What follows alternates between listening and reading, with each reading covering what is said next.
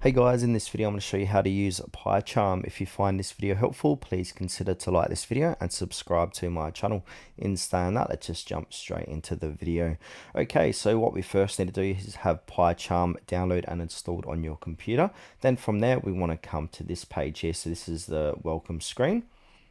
Now we've got a few different options to start working on. So we can go ahead and open up a project. So click on open up your project or files. We can create a new file. We can clone a repository. So we can put in the URL and clone a repository, or we got remote development. But for this demonstration, I'm going to go ahead and click on new, click onto a new script. Then from there, we can see here, I've got a new script open.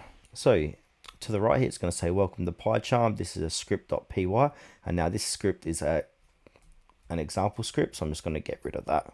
But you can read it and press shift 10 to execute IT or replace it with your code.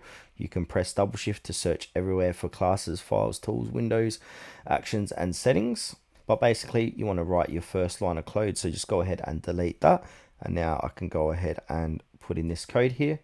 So this code can be print hello world, and then you want to go ahead and run, so we can run that script.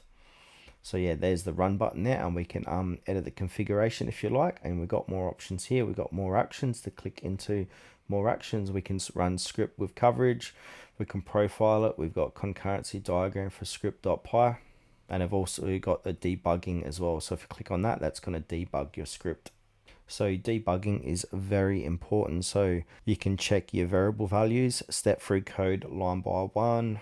So yeah, this is the short run through of how to use PyCharm on your computer.